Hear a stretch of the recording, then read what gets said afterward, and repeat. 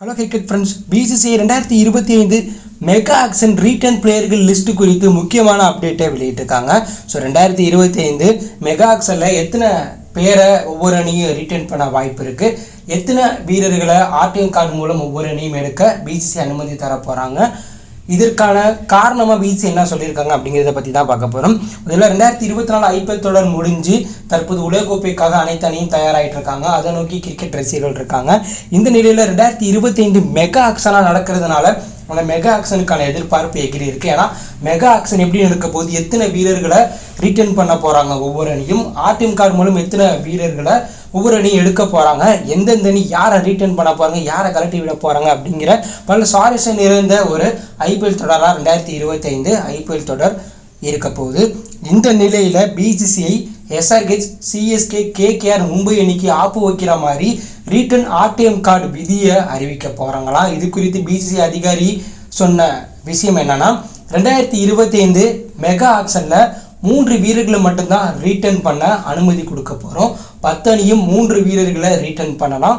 ஒரு வீரரை மட்டும் ஆர்டிஎம் கார்டு மூலம் எடுக்கலாம். இதன் மூலம் ஒவ்வொரு அணியும் 4 பழைய வீரர்களை மட்டும்தான் எடுக்க முடியும்.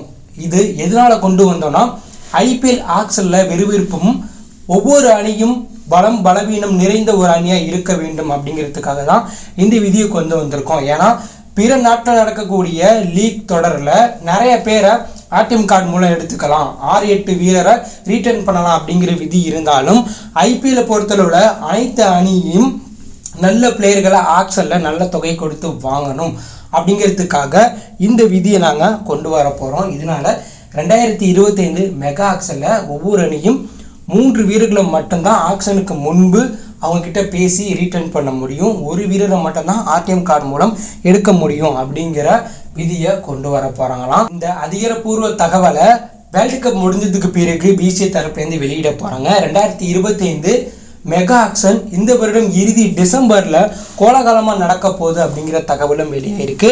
ஏற்கனவே ஒவ்வொரு அணியும் ஆக்ஷனில் பார்த்தீங்கன்னா 95 கோடி ரூபாய் கிட்ட வீரர்களை எடுத்துகிட்டு இருக்காங்க.